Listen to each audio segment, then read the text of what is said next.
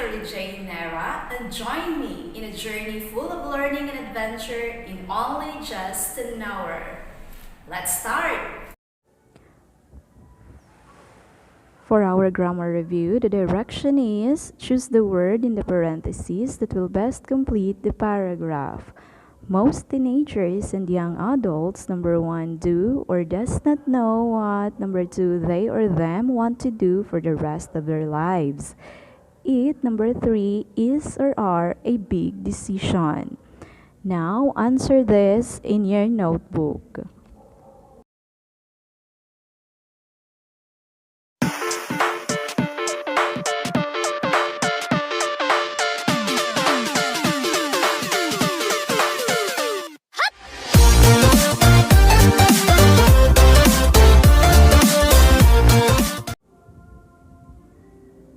And the answers for our grammar review are most teenagers and young adults, number 1, do not know what, number 2, they want to do for the rest of their lives. It, number 3, is a big decision. For our vocabulary, the word that I will be sharing to you is peculiar. Its part of speech is adjective, which means strange or odd or unusual. Its Filipino translation is kakaiba. Sentence: there was a peculiar smell in the kitchen. Now create your own sentence using the word peculiar.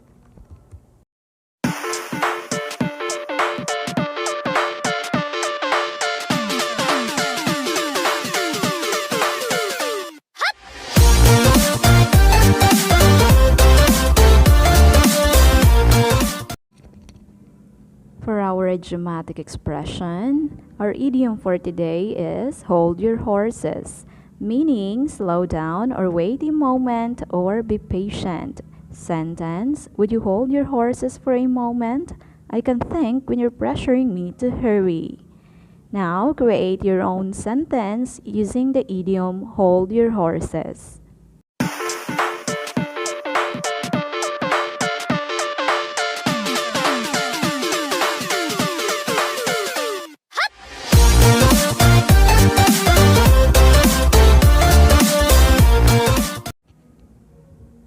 For our review, the direction is choose the letter of the word that best completes its analogy. Number 1, large is too big, shout is too blank. A, cry. B, scream. C, whisper. Number 2, musician is to instrument. A singer is to blank. A, flute. B, voice. C, choir. Number 3, wheel is to car, as branch is to blank. A, leaf. B, flower. C, tree. Now I will give you 15 seconds to answer our review in your notebook.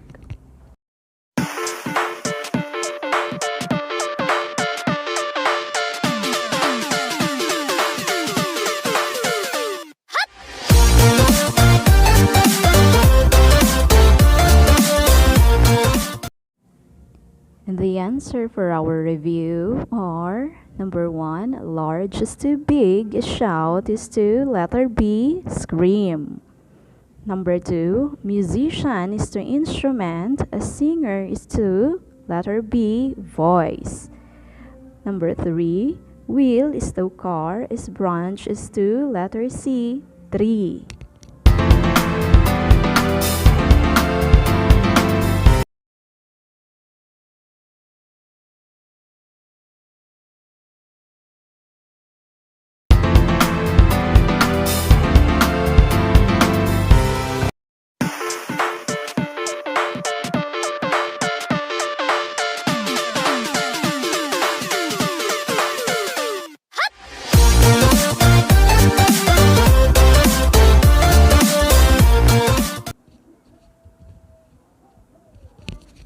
Isn't it fun?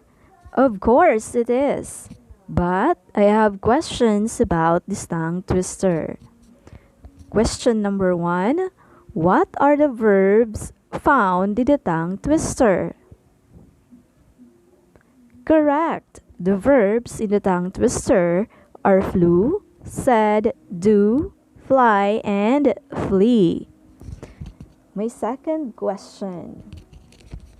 Are there verbs in the tongue twister that happened in the past? Of course. They are flew and said.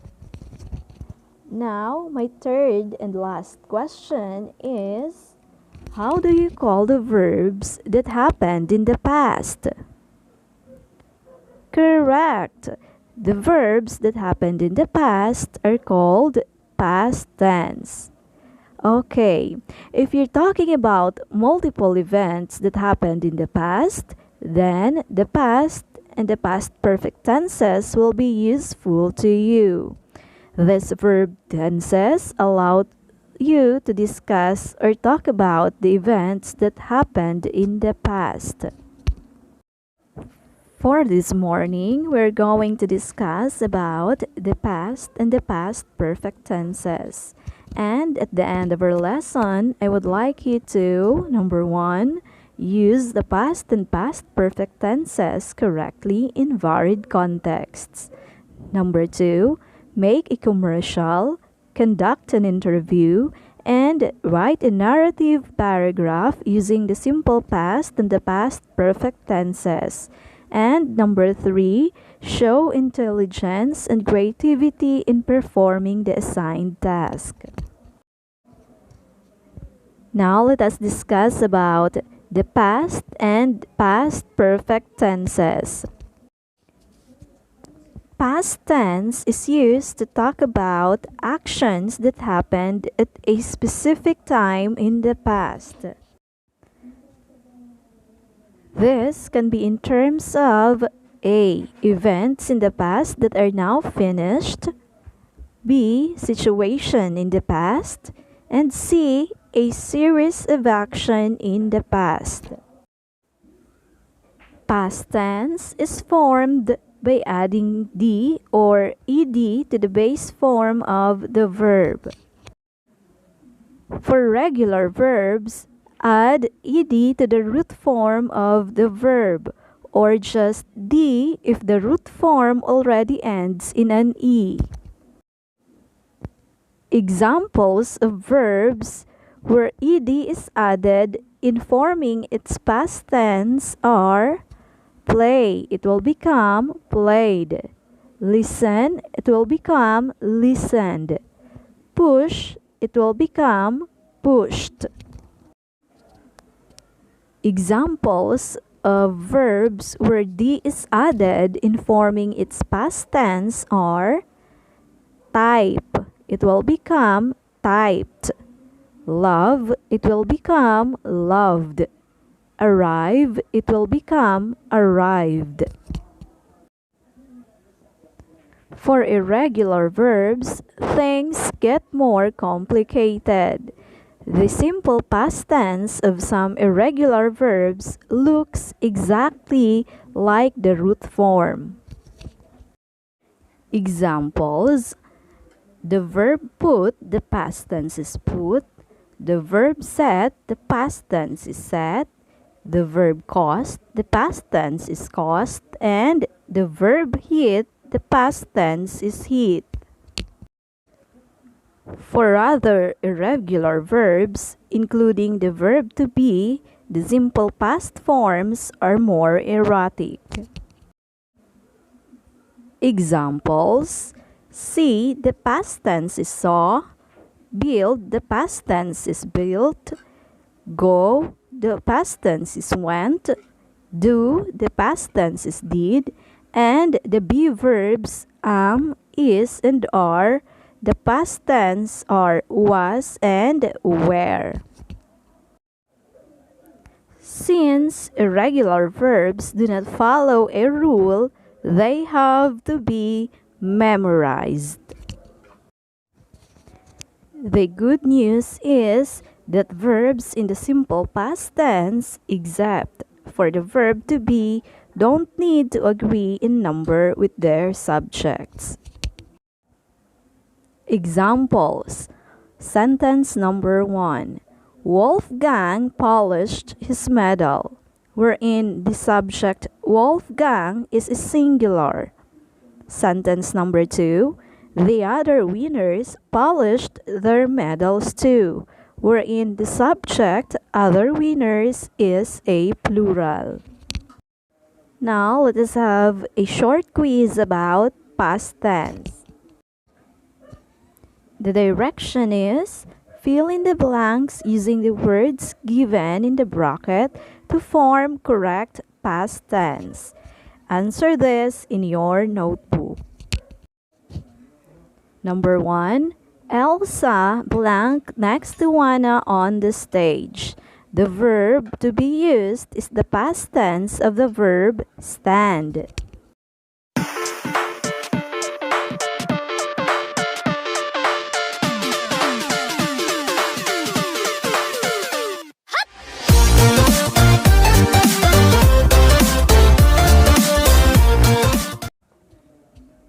The correct answer in number 1 is Elsa stood next to Anna on the stage. Number 2, he blanked their house next to the river.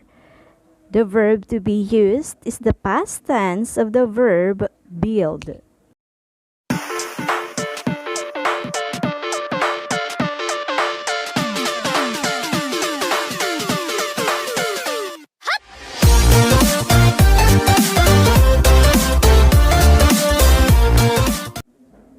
And the correct answer in number 2 is he built their house next to the river.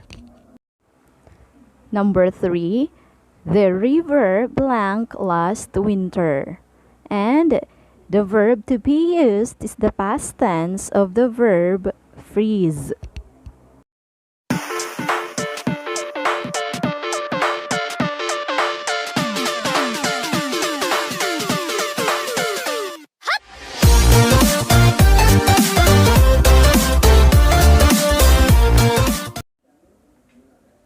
And the correct answer for number 3 is the river froze last winter. Number 4, they all blank on the carpet to hear the announcement. The verb to be used is the past tense of the verb sit.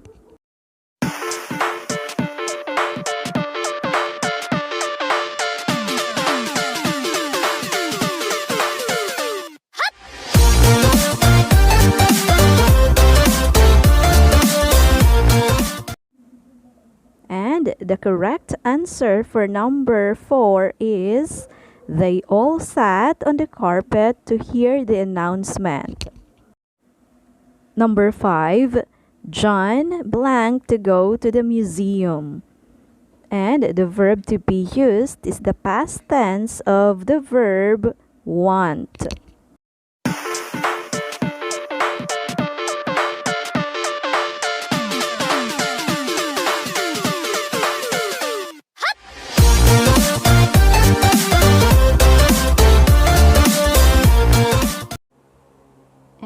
The correct answer for number 5 is John wanted to go to the museum. Past perfect tense is used when you are talking about a completed action before something in the past. Past perfect tense is formed by using the word had plus past participle of the verb. It expresses activities that existed or occurred before another activity in the past. Example: we had finished dinner when James called.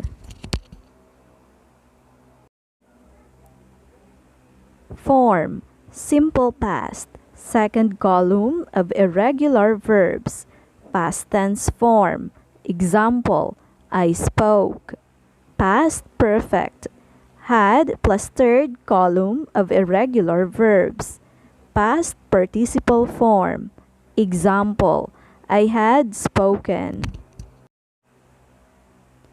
We're still on form, simple past, regular verbs, base form plus ed. For example, I worked. Past perfect, regular verbs, had plus base form plus ed. Example, I had worked. The following slides contains the list of regular verbs and irregular verbs. It has its base form, past tense, and the past participle form. I will give you 15 seconds to copy the verbs or take a screenshot and make sure to memorize them because we will have a graded recitation next week about these verbs.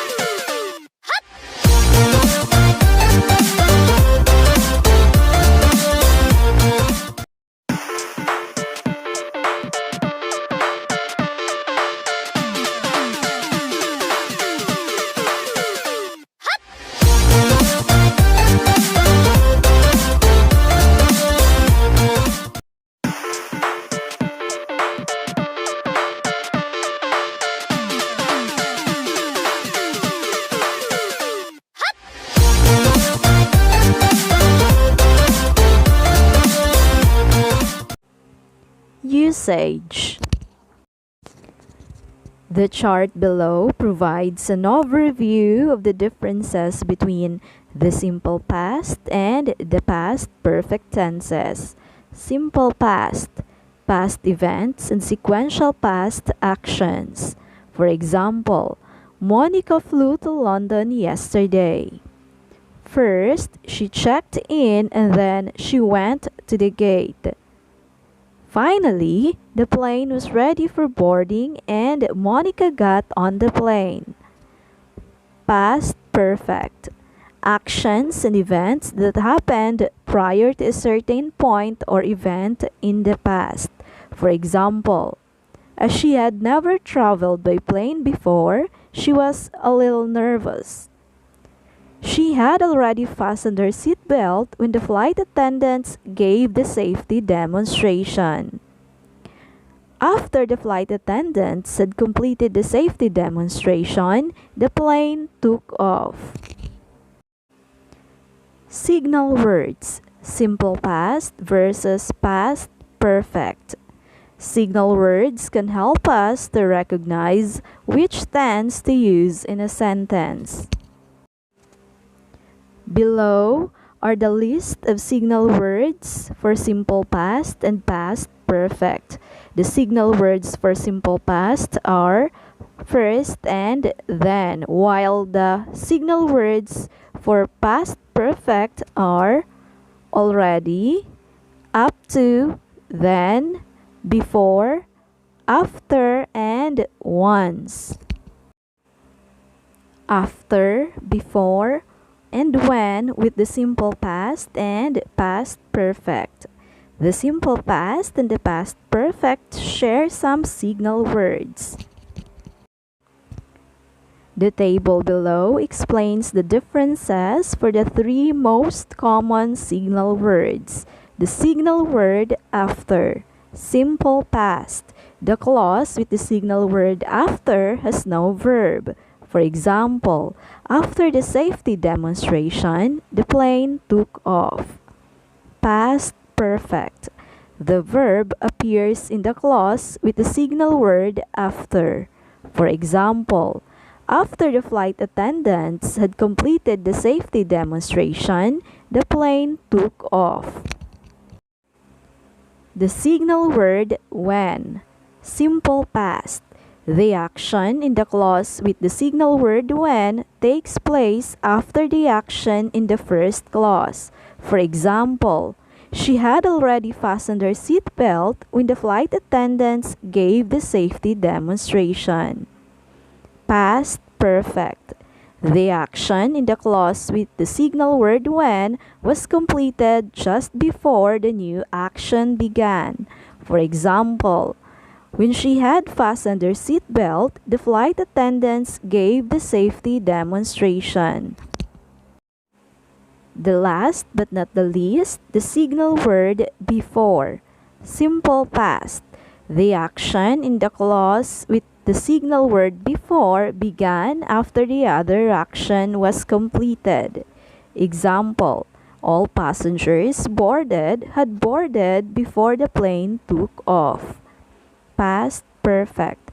The action in the clause with the signal word before was not yet completed when the other action began.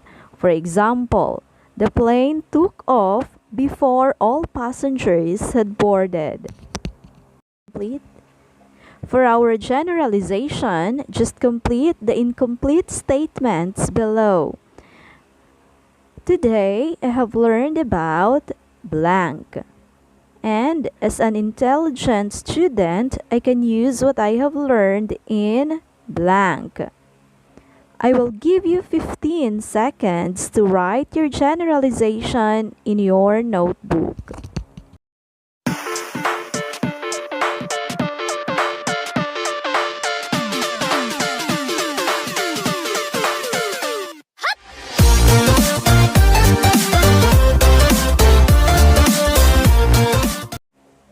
Now, let us have our performance tasks. Just choose one from the given performance tasks.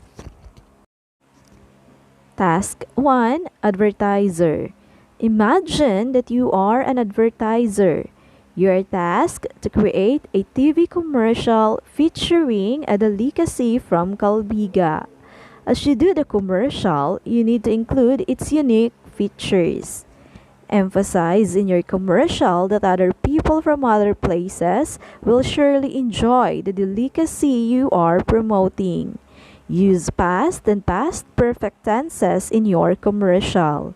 Make sure to make a video of yourself while presenting the commercial. Don't forget to send your video in our group chat. Task 2. Broadcaster. Imagine you are a reporter. Your task is to conduct an interview to people about their views on gender equality. Use past and past perfect tenses in your interview. Make sure to make a video of yourself while doing the interview. Don't forget to send your video in our group chat. Task 3. Traveler. Imagine you use time travel to return to the time when the President of the Philippines was still Manuel L. Quezon. What do you think would be your most unforgettable moment with him? Write a narrative paragraph with 5 to 8 sentences about your experiences with the President. You can also retell your experiences while being involved in the Japanese invasion. Use past and past perfect tenses in your narrative paragraph.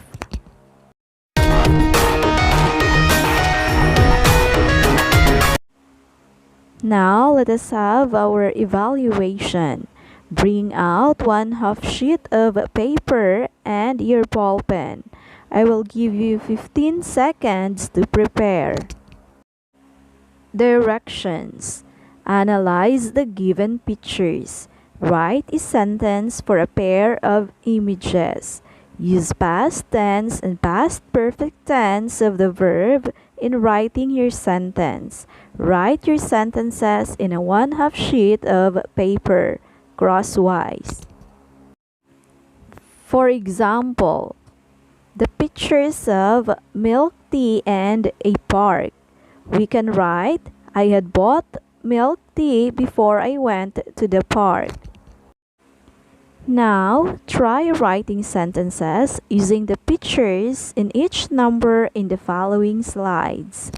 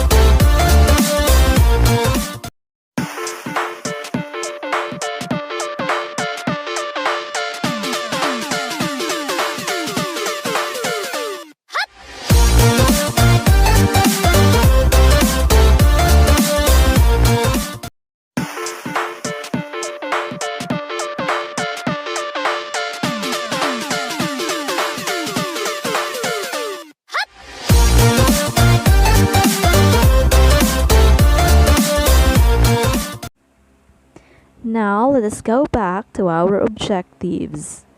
Did you use the past and past perfect tenses correctly in varied contexts? Did you make a commercial, conduct an interview, and write a narrative paragraph using the simple past and past perfect tenses? And did you show intelligence and creativity in performing the assigned task? If your answer is yes, then good job! Meaning to say, we had attained our objectives for today. For your assignment, write the lyrics of your favorite song in a 1 whole sheet of paper. Underline all the past and past perfect tenses used in that song. I hope you learned a lot today. This is Mom Shirley J. Hinera, and see you again in our next English class. Stay safe and have faith.